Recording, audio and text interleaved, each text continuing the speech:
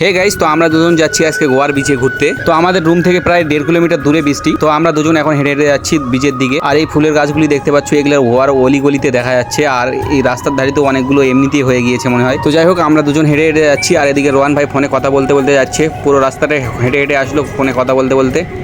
तू मुझसे प्यार करते ही कि नहीं करते? इतना बात करता है ये फ़ोन पे, पूरा रास्ता 1 किलोमीटर हट के आया है, खाली बातें करता है।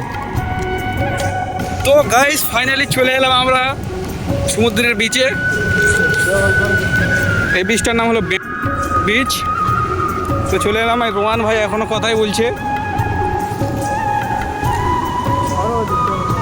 ও ওয়াও, ভিউ কি মারাত্মক ভিউ, মাইরি যা লাগছে গাইস, সুপার। ও যা ঢেউ, মারাত্মক,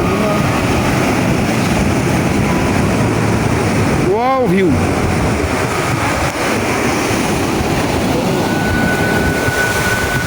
তো গাইস দেখতে পাচ্ছ, এদিকে প্যারাশুট নিয়ে একজন উঠছে। আর রোহান ভাই দেখে বলছে যে ওর বউকে নিয়ে নাকি ওটা একদিন উঠবেও। তো তোমরা দোয়া করো আল্লাহ যেন ওর মনের আশা পূরণ করে।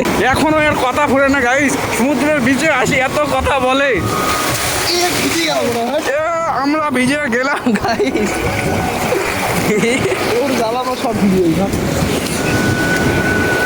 এত ঢেউ আসতেছে, আমি ভিজে গেলাম।